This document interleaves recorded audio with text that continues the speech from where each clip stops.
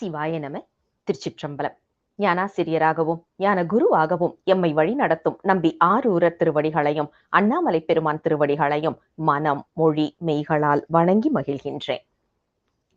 பன்முக நோக்கில் 9ஆம் திருமுறை என்ற இந்த அற்புதமான நிகழ்வுல நாம இப்ப பார்க்க போகின்ற தலைப்பு 9ஆம் திருமுறை என்று சொல்லப்படுவது ஒரு வழிபாட்டு நூல். அதாவது குரு இலிங்க சங்கம வழிபாட்டை மிக அழகாக எடுத்து சொல்லும் ஒரு நூல் அப்படிங்கிறத நாம இன்னைக்கு பார்க்க போறோம்.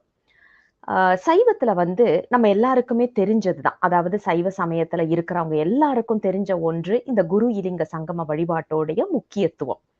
உண்மை விளக்கம் என்ற அடிப்படை நூல். அதாவது நமக்கு சைவ சித்தாந்தத்துல மிக முக்கியமான 14 சாத்திர நூல்கள்ல மிக முக்கியமான நூல் அப்படின்னா அது உண்மை விளக்கம். அதுல வர்ற 52வது பாடல் பாத்தீங்கன்னா, கற்றா மனம் போல் கசிந்து கசிந்தே உருகி உற்றாசான் இலிங்கம் உயர் வேடம் பற்றாக முத்தி தலைவர் முழுமலத்தை மோசிக்கும் பத்திதனில் நின்றிடுவர் பார் அப்படின்னு சொல்லுவாங்க. இதுல என்னன்னா, உற்றாசான் என்பது குரு, இலிங்கம் அப்படிங்கிறது நமக்கு தெரியும், உயர் வேடம் என்பது சங்கமம். அப்ப எப்படிப்பட்ட ஒரு பக்குவ நிலையை அடைந்தாலும் நம்மளால விட முடியாத ஒரு வழிபாட்டு முறை அப்படின்னு சொன்னா, அதாவது எனக்கு தான் பக்குவம் வந்துருச்சே, நான் அவ்வளவு ஒரு பெரிய நிலைக்கு வந்துட்டேனே, அதனால எனக்கு குரு இலிங்க சங்கமம் வேண்டாம் அப்படின்லாம் நாம நினைக்க கூடாது. அந்த நேரத்திலையும் நமக்கு ஒரு குரு வேண்டும், இலிங்க வழிபாடு வேண்டும், அடியார் இணக்கம் வேண்டும் அப்படிங்கிறத மிக அழகாக நமக்கு உண்மை விளக்கத்திலையும் நாம பார்க்கிறோம். அதன் அடிப்படையில தான் இன்றைய பொழிவு நமக்கு அமைய இருக்கின்றது. உண்மை விளக்கத்துல முதல்ல பார்த்தது உற்றாசான் குரு என்பது. அதனால முதல்ல குருல இருந்தே ஆரம்பிக்கலாம். வித்யா குரு, ஞான குரு, உபதேச குரு என்று குருவை 3 விதமாக பார்க்க முடிகின்றது. இதை நாம ஏற்கனவே தனியா வேற ஒரு பதிவுல பார்த்திருக்கிறோம். ஆசிரியர் அப்படின்னு சொல்றது முற்றிலும் வேறுபட்டவர். அதாவது காணிக்கை பெற்று ஒரு கலையை சொல்லிக் கொடுத்தால் அவர் ஆசிரியர். அவங்கள குருன்ற இடத்துல நாம சொல்ல முடியாது. ஆனா அந்த காணிக்கை அப்படின்னு சொல்றது பணமாக இருக்கணும்னு அவசியம் கிடையாது. ஏதோ ஒரு விதத்துல ஏதோ ஒரு எதிர்பார்ப்பை வைத்து நமக்கு கலையை போதித்தால் அவர் ஆசிரியர் என்ற நிலையிலேயே இருப்பார். அந்த வரைமுறை மட்டும்தான் பொருந்தும். குரு அப்படின்னு சொன்னா அது தென்முகப் பரமன் மட்டும்தான். தென்முகப் பரமன் என்ன செய்வாருன்னா, நாம அவர்கிட்ட போய் வேண்டி நிற்க நம்ம ஆன்ம பக்குவத்திற்கேற்ப மனித சட்டை தாங்கி உபதேசம் செய்வார். நமது ஞான நூல்கள் என்ன சொல்லுது அப்படின்னு பார்த்தோம்னா, குரு வழிபாடு செய்தே முக்தி அடையவும் முடியும் அப்படிங்கிறத நம்ம நாயன்மார்களும் சொல்லி இருக்கிறாங்க. இத நாம ஒரு சில எடுத்துக்காட்டுகளோட பார்க்கணும் அப்படின்னா, நீலகண்ட யாழ்ப்பாணர் நம்ம காழிப்பிள்ளையாரை நினைத்து கொண்டே முக்தி அடைந்தவர். அப்பூதி அடிகளார் நமக்கு நல்லாவே தெரியும். அப்பர் பெருமானை நினைத்து கொண்டே எதெடுத்தாலும் திருநாவுக்கரசர் என்று வாழ்ந்து கொண்டு அப்படியே பெருமானுடைய திருவடியை அடைந்தவர். பெருமுழலை குறும்பனார், சேரமான் பெருமாள் நாயனார், இது மாதிரி நிறைய சொல்லலாம். நம்பி ஆரூரருக்கு. நம்பி ஆரூரரை குருவாக நினைத்து அவரை வழிபட்டே முக்தி அடைந்த நாயன்மார்களை நாம் பார்க்கின்றோம். இப்படி ஒரு சிலரை நாம இதுல பாக்குறோம் அப்படின்னாலும் மற்றவர்கள் எல்லாருமே பாத்தீங்கன்னா அந்த குரு பக்தியில நின்றவர்களாகத்தான் நமக்கு இன்றளவும் பார்க்கின்றோம். இவ்வளவுதானா அப்படின்னா, குரு பக்திய நம்மளோட சாத்திர நூல்கள் வாயிலாகவும் மிக அழகாக, அதாவது இதை விட சிறப்பாக சொல்ல முடியாது அப்படிங்கிற அளவுக்கு நம்மளுடைய சாத்திர நூல்கள்ல இருக்கும். உதாரணத்துக்கு பாத்தீங்கன்னா, 2ஆமவராக உள்ள சந்தானக்குரவர்ல 2ஆமவர் அருள் நந்தி சிவாச்சாரியார். அவர் சொல்லும் போது என்ன தெரியுமா சொல்லுவாரு? என் குருநாதர் யார் தெரியுமா? சிவம் தான்.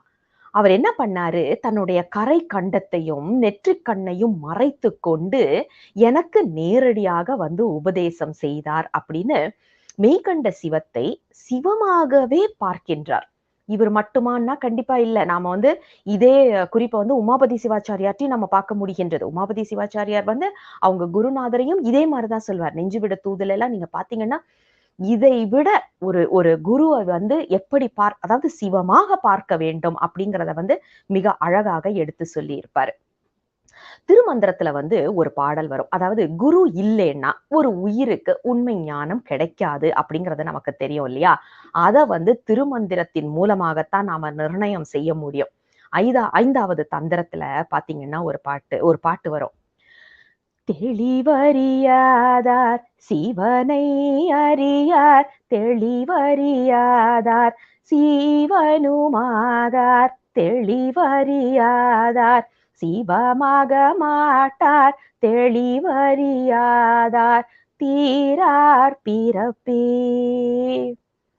இதுல என்னன்னா, ஒரு குரு இல்லைன்னா சிவனையும் தன்னையும் அறியாத ஒரு நிலைதான் நிக்கும். அது மட்டுமா அப்படின்னா, சிவமாம் தன்மை அப்படின்னு ஒண்ணு இருக்குல்ல, அதுவும் இல்லாம போயிடும்பா அப்படின்னு சொல்லிட்டு, பெரும் துயர், அதாவது இந்த பிறப்பு இறப்பு என்ற இந்த சுழலில் இருந்து அவர்களால வெளியில வரவே முடியாது. அந்த அந்த பிறவி என்ற அந்த துயர்ல நீங்காமல் இருப்பார்கள் அப்படிங்கிற ஒரு குறிப்ப சொல்லுவாரு. அதாவது ஒரு குரு இல்லைன்னா என்ன நடக்கும் அப்படின்னு சொல்லியாச்சா? இப்ப அதே நேரத்துல ஒரு குரு அமைஞ்சிட்டாக்க அப்படி ஒரு கேள்வி வரும்ல. இப்ப குரு அமைஞ்சிட்டாக்க என்ன நடக்கும் அப்படின்னா, சன்மார்க்கத்தார்க்கு முகத்தோடு பீடமும், சன்மார்க்கத்தார்க்கு இடத்தோடு தெய்வமும், சன்மார்க்கத்தார்க்கு வருக்கம் தரிசனம், எம்மார்க்கத்தார்க்கும் இயம்புவன் கேண்மினோ. ஒரு குரு வந்துட்டாக்க, குரு அருள் நமக்கு இருந்ததுன்னா, நாம நமக்கு இருக்க வேண்டிய திசை நமக்கு கிடைக்கும். இருக்க வேண்டிய இருக்கை. ஏன் அப்படின்னா, பெருமான் எந்த திசையில இருக்கிறாரோ, அந்த திசைக்கு நேர எதிர்ல உட்கார்ந்து நாம வழிபடணும். அப்படிப்பட்ட இருக்கை, உறைவிடம். அது மட்டும் இல்லங்க, தியானிக்கப்படுகின்ற தெய்வம், இணங்கும் கூட்டம், வழிபடப்படும் குறி, இது எல்லாம் கிடைக்கும் அப்படின்னு சொல்லிட்டு நமக்கு திருமந்திரம் சொல்கின்றது. என்ன குறிப்பு? சரியான குரு அமைந்து விட்டால் இலிங்கமும் அடியார் கூட்டம் என்று சொல்லப்படுகின்ற சத்சங்கமும், அதாவது சங்கம வழிபாடுன்னு சொல்றோம் இல்லையா? இதுவும் தானாக அமைந்துருமாம்.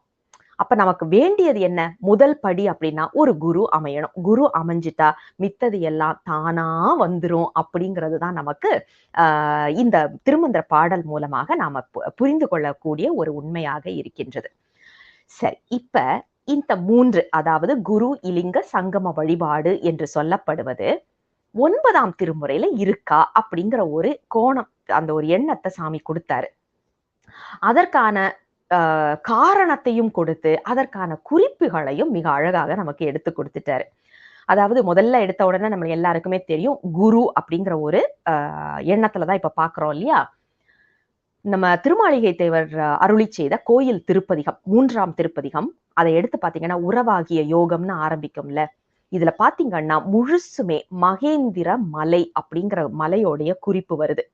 நம்ம எல்லாருக்குமே தெரியும், சொன்ன ஆகமம் அதனை மகேந்திர மலையில் வைத்து பெருமான் உரைத்தார் என்று நமக்கு 8ஆம் திருமுறையில வருதா? அப்ப மகேந்திர மலையில தான் பெருமான் குருவாக ஆகமங்களை மீண்டும் உபதேசம் செய்தார் அப்படிங்கிறது நமக்கு தெரிகின்றது. அப்ப ஒரு குருவோடைய அழக இந்த பாடல்லையே நாம பார்க்கலாம். அதாவது 10வது பாடல் நீங்க இதுல பாத்தீங்கன்னா, திருநீறு இடா உரு தீண்டேன் என்னும் அப்படின்னு ஆரம்பிக்கும் இல்லையா? அதுல திருநீரிடா ஒரு தீண்டேன் என்னும் திருநீருமே திருமுண்டம் தீட்டி பெருநில கண்டன் திறம் கொண்டீவள் பிதற்றி பெருந்தேருவே திரியும் வருநீர் அருவி மகேந்திர பொன் மலையில் மலை மகளு கருளும் குரு நீ என்னும் குணக்குன்று என்னும் குலாத்தில்லை அம்பல கூத்தனையே. குரு நீ, எப்படிப்பட்ட குரு நீ? மலை மகளுக்கு அருள் செய்யக்கூடிய குரு நீ அப்படின்னு சொல்லிட்டாரு.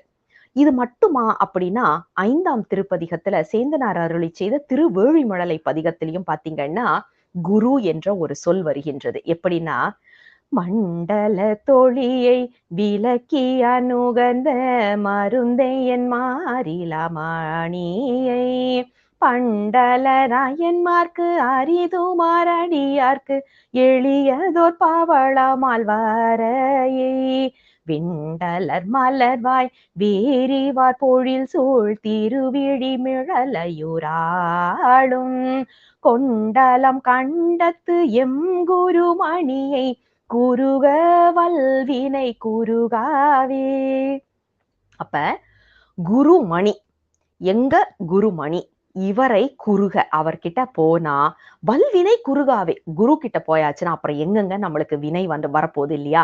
அப்ப நமக்கு வினை வராமல் தடுப்பதற்காக குருவாக பெருமான் வருகின்றார் அப்படிங்கிற குறிப்பை நாம இந்த 9ஆம் திருமுறையில பார்க்க முடிகின்றது. அது மட்டும் இல்ல, நாம சொன்ன மாதிரி உறவாகிய யோகம் என்ற முழு திருப்பதிகமுமே குருவோடைய அந்த எழிலை சொல்லக்கூடிய ஒரு அமைப்பாக இருக்கின்றது. அப்போ குரு இலிங்க சங்கமத்துல குரு என்பதை பார்த்துட்டோமா? இப்ப அடுத்தது இலிங்கம். இலிங்கம் அப்படின்னாலே நமக்கு முதல்ல ஞாபகத்துக்கு வர்றது விடங்கப் பெருமான் தான். திருவாரூர்ல இருக்கக்கூடிய விடங்கப் பெருமான்.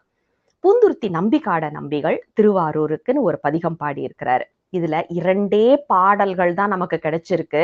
ஆனா அந்த 2 பாடலையும் எடுத்து பார்த்தோம் அப்படின்னா அத்தனை அழகான ஒரு பாடல். மித்த பாடல்களை தொலைச்சிட்டோமே அப்படின்னு நம்மளுக்குள்ளால ஒரு ஏக்கத்தை கொடுக்கும் விதமாக இருக்கக்கூடிய பதிகமா தான் அதை பார்க்கிறோம். இப்ப நீங்க அந்த விடங்கம் அப்படின்னு சொல்லிட்டோம் இல்லையா? விடங்கம்னா உளியால் செதுக்கப்படாத இலிங்கம் அப்படிங்கிறது நமக்கு தெரியும். இது சப்த விடங்க தலங்கள் அப்படின்னு சொல்லுவாங்க இல்லையா? அதுல திருவாரூர் மிக முக்கியத்துவம் வாய்ந்த ஒரு இடம். வீதி விடங்கராக அசபா நடனம் ஆடிக்கொண்டிருக்கக்கூடிய இடமாகத்தான் இந்த திருத்தலம் இருக்கின்றது. அடுத்த விடங்க தலம் என்னன்னு பாத்தீங்கன்னா திருநள்ளாறு. இங்க நகர விடங்கராக இருக்கின்றார். பெருமான் ஆடக்கூடிய நடனம் உன்மத்த நடனம். அடுத்தது திரு நாகைக்காரோணம் என்ற நாகப்பட்டினம். இங்க பாத்தீங்கன்னா சுந்தர விடங்கராக இருக்கின்றார், வீசி நடனம் என்ற நடனத்தை ஆடிக்கொண்டு. 4வது தலமாக திருக்காராயில், அதாவது இன்னைக்கு திருக்காரை வாசல் அப்படின்னு சொல்றாங்க இல்லையா? அந்த இடம். இங்க ஆதி விடங்கராக இருக்கின்றார். இங்கே அவர் ஆடக்கூடியது குக்குட நடனம்.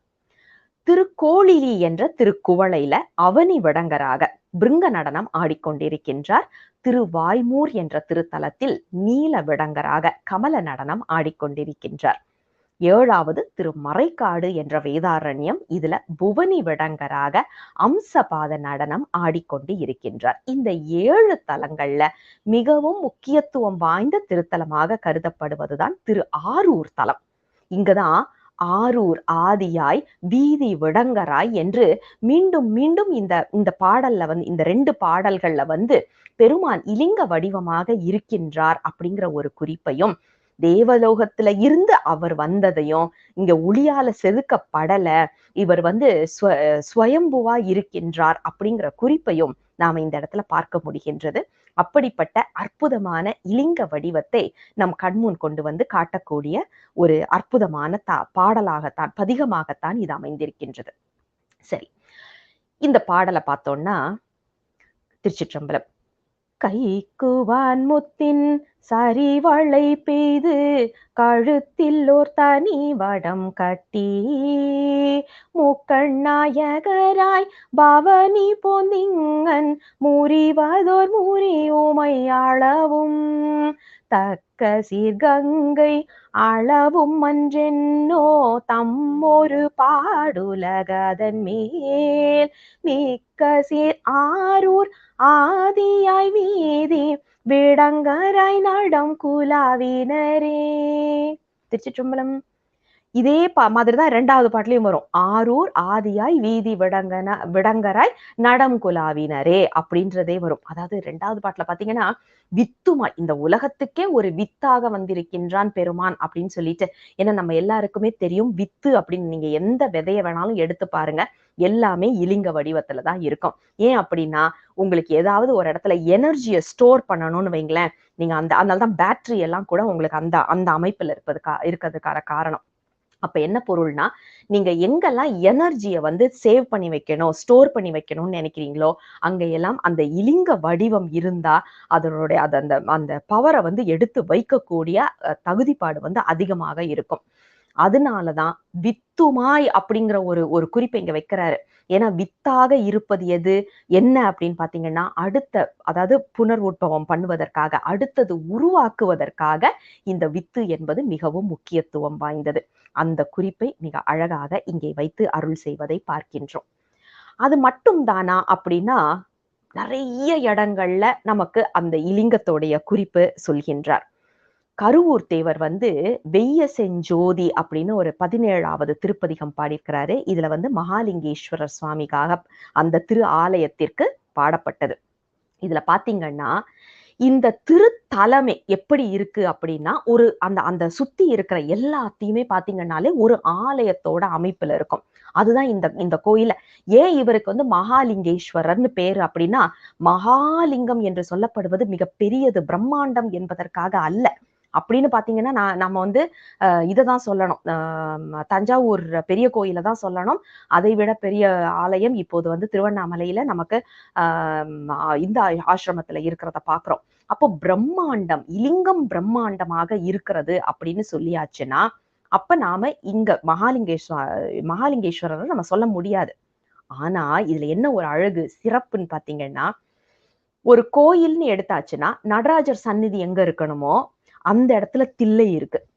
தட்சிணாமூர்த்தி சன்னதி எங்க இருக்கணுமோ அங்க வந்து திரு ஆலங்குடி அமைந்திருக்கு.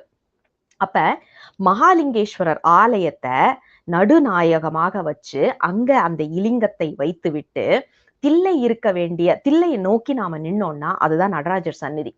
அதே மாதிரி தட்சிணாமூர்த்தி இருக்க வேண்டிய சன்னதி ஆலங்குடி. நவகிரக கோயில் இருக்கணும் இல்லையா, நவகிரகங்கள் இருக்கணும் இல்லையா, அந்த இடத்துல பாத்தீங்கன்னா சூரியனார் கோயில் இருக்கு. விநாயகர் சந்நிதி எங்க இருக்கணுமோ அங்கதான், அதுதான் வந்து திருவலஞ்சுழியாக இருக்கு. முருகர் சந்நிதி இருக்க வேண்டிய இடத்துல சுவாமி மலை இருக்கு. பைரவராக இருக்க வேண்டிய பைரவ சுவாமி இருக்கிறார் இல்லையா, அவர் இருக்க வேண்டிய சந்நிதி சீர்காழி. அதே மாதிரி சண்டேஸ்வரர் சந்நிதி எங்க இருக்கணுமோ அதுதான் திருசெங்கலூர். யோசிச்சு பாருங்க, மகாலிங்கேஸ்வரருடைய தலம் நீங்க எடுத்தீங்க அப்படின்னா, அவருக்கு ஏன் மகாலிங்கேஸ்வரர் அப்படின்னா, அவர் நடுநாயகமாக இருக்க சுத்தி இருக்கிற அனைத்து ஆலயங்களும் எங்கெங்க அந்த அழகான ஒரு இடத்துல அமைந்திருப்பதனால இதுவும் வந்து நமக்கு ஒரு சிறப்பு. அப்ப இலிங்கம் அப்படிங்கிற குறிப்புக்கு 2, ஒன்று திரு ஆரூர், இன்னொன்னு வந்து திருவிடைமருதூர். இந்த 2யும் நாம எடுத்தோம் அப்படின்னா இலிங்கத்திற்கு தனியா 2 பதிகங்கள் இருப்பதை நாம பார்க்கின்றோம். மித்த இடங்கள்ல எல்லாம் பாடல்கள்ல இருக்கு. பாடல்கள்ல இல்லாம, ஏன்னா எங்கெல்லாம் அண்ணாமலையார சொல்றாங்களோ எல்லா இடமே லிங்கம் தானே. அதனால அந்த மாதிரி நிறைய குறிப்புகள் இருந்தாலும் நாம வந்து இதை மொத்தமா பார்க்கும்போது, பதிகமா பார்க்கும்போது இந்த 2 பதிகங்கள் மிகவும் சிறப்பு வாய்ந்ததாக இருப்பதை பார்க்கின்றோம். அடுத்தது பாத்தீங்கன்னா, இப்ப குரு பார்த்தாச்சு, லிங்கம் பார்த்தாச்சு, அடுத்தது சங்கமம் தானே. சங்கமம் அப்படின்னா அடியார். அடியார்கள் அப்படின்னு பார்த்தாச்சுன்னா பூந்துருத்தி நம்பிகாட நம்பி அவர்கள் சாளரபாணியில மிக அழகான ஒரு பதிகம் கொடுத்திருக்கின்றார் இல்லையா. சாளரபாணி பண்ணல நமக்கு வந்து கிடைச்சிருக்கிற ஒரே ஒரு பதிகம் இதுதான். அந்த பதிகத்திலையும் பாத்தீங்கன்னா அத்தனை சிறப்பு இந்த அடியார்களை பத்தி, அதாவது கடம்புல்லர், கண்ணப்பர், அப்பர் பெருமான், காழிப்பிள்ளையார், சேரமான் பெருமாள் நாயனார், நம்பி ஆரூரர், அது மட்டும் இல்லாம அடியார்கள்னு ஒரு பொது சொல்லையும் வேற வச்சிருக்கிறாரு. அப்புறம் தன்னுடைய பெயர், இவரும் ஒரு மிகச்சிறந்த அடியார் தானே, பூந்துருத்தி நம்பிகாட நம்பி என்று தனது பெயரையும் அதில் வைத்திருக்கு. அவரை பொறுத்த வரைக்கும் அப்படி நினைச்சு அவர் வைக்கல.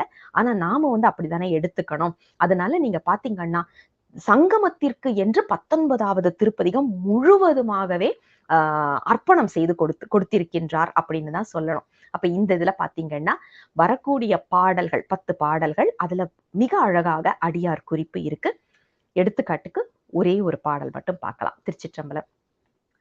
தளையா உடலோடு சேரமானாரூரன் வளையா மதம் மாறா வள்ளானை மேல் கொள்ள முளையா மதி சோடி பூவாயிரவரோடும் அளையா வளையாடும் அம்பலம் நின்னடரங்கே. திருச்சிற்றம்பலம்.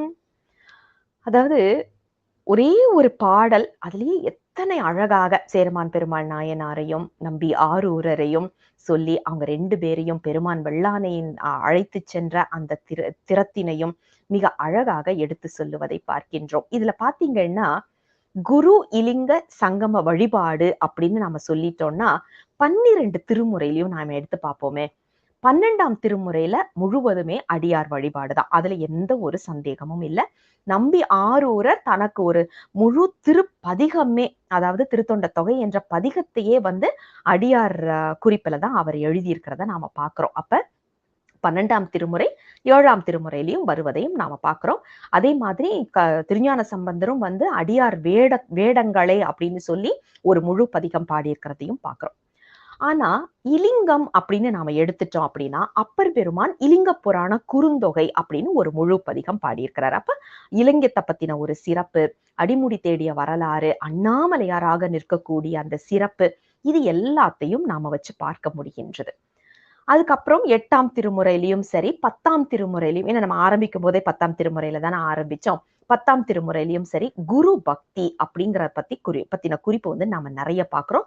8ஆம் திருமுறையில அவர் பெருமான குருவாக நினைத்து மாணிக்க வாசகர் உருகிற இடங்கள் எல்லாமே நமக்கு தெரியும். ஆனா 9ஆம் திருமுறையில பாத்தீங்கன்னா இந்த 3 குறிப்புகளையும் வைத்து தனித்தனியாக பதிகங்களே இருக்கு. அதாவது 9ஆம் திருமுறையில பாத்தீங்கன்னா 3வது திருப்பதிகம் முழுவதுமே நம்மளுக்கு வந்து குருவை பத்தின ஒரு குறிப்பாக வந்துச்சு. 19வது திருப்பதிகம் முழுக்கவே நமக்கு வந்து பாத்தீங்கன்னா ஒரு இதாவே வருது. அதாவது அடியாருடைய இணக்கம் அப்படிங்கிறதாகவே வருது. 17வது பதிகமும் சரி, அதே நேரத்துல நமக்கு திரு ஆரூர் 18வது திருப்பதிகமும் சரி, இது 2யும் நாம பார்த்தோம்னா இலிங்க வழிபாடாகவே நமக்கு வருகின்றது. அப்ப ஒரு அதாவது 9ஆம் திருமுறையில பதிகமாக நமக்கு இதை பார்க்க முடிகின்றது அப்படிங்கிறதுனால 9ஆம் திருமுறை ஒரு மிகச்சிறந்த வழிபாட்டு நூல். ஒருவேளை பஞ்சபுராணத்துல 2 பாட்டு இதுல இருந்து வருது இல்லையா? ஒருவேளை இதுதான் காரணமா இருக்குமோ அப்படின்னு ஒரு எண்ணத்தை பெருமான் இப்போது உணர்த்துகின்றார். ஏன்னா இவ்வளவு சிறப்பு வாய்ந்ததா இருக்கு இல்லையா? அப்ப அதுல வந்து 2 பாடல்கள் வேண்டும் அப்படிங்கிறதுனால எடுத்திருக்கிறாரா? தெரியல. சரி, இப்ப நீங்களே சொல்லிட்டீங்க 2 பாட்டுன்னு சொல்லிட்டு. இவ்வளவு நேரம் நீங்க பேசிட்டு இருந்தது வெறும் திருவிசைப்பா தானம்மா? திருப்பல்லாண்டு எப்படி? அப்படின்னு நீங்க சொல்லி கேட்டீங்கன்னா, 13 பாடல்களையும் நீங்க வந்து இந்த 3லயுமே அடக்கலாம். எப்படினாலும் நீங்க இத வந்து கொண்டு வந்துடலாம். அத ஒரு தடவ பார்த்துடலாம். திருப்பல்லாண்டு என்ற அற்புதமான ஒரு 13 பாடல்கள் கொண்ட அற்புதமான ஒரு பகுதி 9ஆம் திருமுறையில. 7வது பாடலை எடுத்து பார்த்தோம்னு வைங்களேன். சீரும் திருவும் பொலிய சிவலோக நாயகன் சேவடி கீழ் ஆரும் பெறாத அறிவு பெற்றேன் பெற்றது ஆர் பெறுவாருலகில் ஊரும் உலகும் தழற உழறி உமை மணவாளனுக்காள் பாரும் விசும்பும் அறியும் பரிசு நாம் பல்லாண்டு கூறுதுமே. திருச்சிற்றம்பலம். இத பாருங்க. ஆரும் பெறாத அறிவு பெற்றேன். பெற்றதார் பெறுவார். எங்க கிடைச்சது எனக்கு இந்த அறிவு அப்படின்னா, சிவலோக நாயகன் சேவடி கீழ். சிவம் தான குருவாக வரணும். அந்த குரு வந்து நமக்கு உபதேசம் செய்யும் போது சாதாரணமா எல்லாரும் பெறக்கூடிய அறிவு அல்லாமல் தனியாக ஒரு அறிவு, அதாவது ஞானம் பெற்றேன். இது தெரிஞ்சதுக்கு அப்புறம் எனக்கு என்ன ஆச்சு? ஊரும் உலகும் கழற உழறி உமை மணவாளனுக்கு ஆட்பாரும் விசும்பும் அரும் அறிவும் பரிசு நாம் பல்லாண்டு கூறுதுமே. நாம வந்து எப்படி நம்மளுக்கு பெருமானுடைய சேவை, பெருமானுக்கு என்று நம் வாழ்க்கையை அர்ப்பணிப்பதுதான் உண்மையான ஒரு பக்தி, உண்மையான ஒரு ஞானம், உண்மையான அறிவு. இந்த அறிவை நமக்கு கொடுக்கக்கூடியவர் யார் அப்படின்னா குரு. இந்த குறிப்பை 7வது பாடல்ல பார்க்கிறோம்.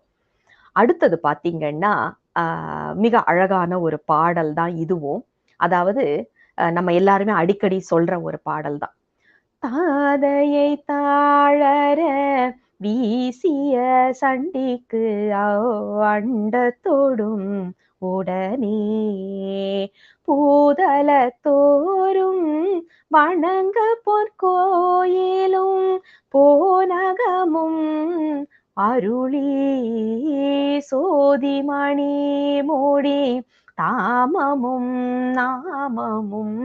தொண்டர்க்கு நாயகமும் பாதகத்துக்கு பரிசு வைத்தானுக்கே பல்லாண்டு கூறுதுமே. திருச்சிற்றம்பலம். இத அடியாருக்கும் எடுக்கலாம், இலிங்கத்திற்கும் எடுக்கலாம். நாம இங்க இதை இலிங்கத்திற்கு என்று எடுத்துள்ளோம். காரணம் என்னன்னா, நம்ம எல்லாருக்கும் தெரியும், மணலால் இலிங்கம் செய்தார் நம்ம சண்டேச நாயனார். அவர் செய்த அந்த வன் செயலுக்காக அந்த அதை அதை எதிர்க்க வந்த தந்தையை தண்டித்தார். அப்படிங்கிறதுனால அந்த இலிங்க திருமேனி என்ற ஒரு குறிப்பில், அதாவது ஒரு சிவ பூசை, சிவ வழிபாடு அப்படின்னா எப்படி செய்ய வேண்டும் அப்படிங்கிறத நமக்கு எடுத்து சொல்லக்கூடிய அற்புதமான பாடல் தான் இந்த 10வது பாடல். அடுத்தது சங்கம வழிபாடு. சங்கம வழிபாடு அப்படின்னா நீங்க 13 பாடல்கள்லையும் நீங்க இதை பார்க்கலாம். அதுதான் இதோடைய அழகு. 13 பாடல்கள்லையும் சங்கம வழிபாட்டை நமக்கு மிக அழகாக எடுத்து சொல்லுகின்றார். அதுல ஒரே ஒரு பாடல், அதாவது நம்ம சொல்லுவோம் இல்லையா சாம்பிள் அப்படின்னு சொல்லிட்டு, அந்த மாதிரி சாம்பிள் இப்ப பார்க்க போறோம். திருச்சிற்றம்பலம். குழலொலியாழொலி கூத்தொலியே தோலி எங்கும் கூழாம் பெருகி விழவொலி விண்ணளவும் சென்று விம்மி மிகு திரு ஆரூரின் மழவிடையார்க்கு வழி வழியாளாய் மனம் செய்கூடி பிறந்த பழடியாரோடும் கூடியம்மானுக்கே பல்லாண்டு கூறுதுமே. திருச்சிற்றம்பலம். இது மட்டும் இல்ல, நீங்க எடுத்து பாத்தீங்கன்னா நம்மளுடைய திருவிசைப்பா திருப்பல்லாண்டுல நிறைய இடங்கள்ல இந்த குறிப்பு ஆங்காங்கே விரவி கிடக்கிறது அப்படிங்கிறது நிதர்சனமான உண்மை. நீங்க இதை எங்கேயுமே மறுக்க முடியாது. ஆனா நாம என்ன பண்ணியிருக்கிறோம்னா, எடுத்துக்காட்டுக்காக ஒவ்வொரு பாடல் சாம்பிள்னு நாம சொன்ன மாதிரி ஒரு பதிகம் அல்லது ஒரு பாடல்னு நாம எடுத்திருக்கிறோம். ஆனா ஒவ்வொரு பதிகத்திலையுமே இந்த 3 குறிப்புகள் இருப்பதை நம்மளால உணர முடிகின்றது. அப்படிப்பட்ட அழகான, ஏன்னா வழிபாட்டு நூல் அப்படின்னா அது ஏன் ஒரு வழிபாட்டு நூல் அப்படிங்கிறத நாம பார்க்கணும் இல்லையா? ஏற்கனவே நாம பார்த்திருக்கிறோம், சரியை கிரியை யோகம் ஞானம் என்பதை நமக்கு எடுத்து சொன்ன ஒரு வழிபாட்டு நூல் என்பதாக நாம் ஏற்கனவே பார்த்தோம். அதே அமைப்புல இன்று குரு இலிங்க சங்கம வழிபாட்டு முறையை எடுத்து சொல்லும் ஒரு பதிகமாகவும் ஒரு நூலாகவும். ஏன்னா நீங்க பாத்தீங்கன்னா 301 பாடல்கள் தான். ஆனா அந்த 301 பாடல்கள்லயே எத்தனை முக்கியத்துவம் இந்த 9ஆம் திருமுறைக்கு கொடுத்திருக்கின்றார்கள் அப்படின்னு பார்த்தோம்னா, அதற்கு காரணம் இதெல்லாமாக இருக்கலாமோ அப்படிங்கிற ஒரு எண்ணத்தை தான் நமக்கு பெருமான் கொடுக்கின்றார் அப்படின்னு சொன்னா அது மிகையாகாது. ஏன்னா இன்றைய தலைப்பை கொடுத்து இதற்கான பாடல்கள் சான்றுகளை காட்டி ஒவ்வொரு பாடலையும் நமக்கு எடுத்து சொன்ன நம்பி ஆரூரர் திருவடிகளுக்கும் குருவடிகளுக்கும் அண்ணாமலையாரின் கருணைக்கும் நன்றி கூறி அமைகின்றேன். தென்னாடுடைய சிவனே போற்றி, எந்நாட்டவர்க்கும் இறைவா போற்றி, அண்ணாமலையம் அண்ணா போற்றி, கண்ணார முதற்கடலே போற்றி. சிவசிவ திருச்சிற்றம்பலம். இதை காரணமாக வைத்து 9ஆம் திருமுறையை முழுவதுமாக படிக்கும் ஒரு வழக்கத்தை கொண்டு வருவோமாக என்று சொல்லி, அதே நேரத்துல 9ஆம் திருமுறை ஒரு சிறந்த வழிபாட்டு நூல் என்பதனால நாம இதை தினமும் நம்ம பாராயணத்துல பதிகமாக, ஏன்னா முற்றோதல்னு பண்ணா 2 மணி நேரத்துக்கு மேல போறது கிடையாது.